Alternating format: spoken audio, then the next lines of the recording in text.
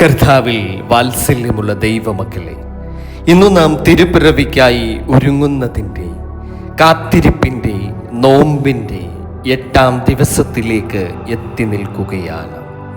ഈ ദിവസം ദൈവപുത്രനെ ഉദരത്തിൽ വഹിച്ചുകൊണ്ട് വിശുദ്ധ മറിയമിൻ്റെ യാത്ര വിനയത്തോടുകൂടി, സ്നേഹത്തോടുകൂടി, ബദ്ധപ്പാടോടുകൂടി, അത് ഇന്ന് നമ്മെ ഏറ്റവും ആഴത്തിൽ സ്പർശിക്കുന്ന ഒരു സംഭവമാണ്.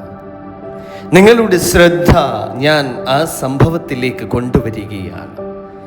വിശുദ്ധ മറിയം തൻ്റെ ഗർഭാവസ്ഥയിൽ പോലും എലിസബത്തിനെ സന്ദർശിക്കുവാൻ പോയ സംഭവം.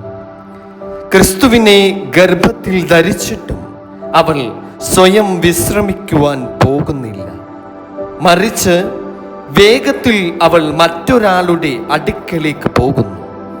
അതാണ് വിശുദ്ധ ലൂക്കോസ് എഴുതിയ സുവിശേഷം 1-ാം അധ്യായം 39-ാം വാക്യം. ഇതാണ് ഇന്നത്തെ ധ്യാനത്തിൻ്റെ മർമ്മം. ലോകരക്ഷിതാവായ യേശുവിനെ ഹൃദയത്തിൽ ധരിച്ചതിൻ്റെ ആദ്യ പ്രതികരണം. സ്നേഹത്തോടെ, കരുതലോടെ മറ്റൊരാളുടെ, തൻ്റെ ചാർച്ചക്കാരത്തിയുടെ അടുക്കൽ പോയി അവരെ സേവിക്കുക എന്നുള്ളത്.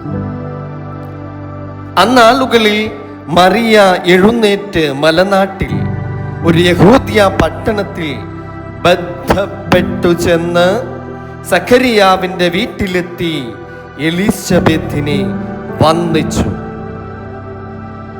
മറിയ അന്നേ ദിവസം അലസതയില്ലാതെ, ഒട്ടും വൈകാതെ തന്നെ, ഒട്ടും മടുപ്പ് തോന്നാതെ തന്നെ, ബദ്ധപ്പാടോടെ അവൾ തൻ്റെ സ്നേഹം, സഹജീവികളോടുള്ള കരുണ, ആ ഒരു കരുതൽ, ആ ഒരു ചേർത്തുപിടിക്കൽ, ഇവ വേണ്ടുന്നിടത്തെ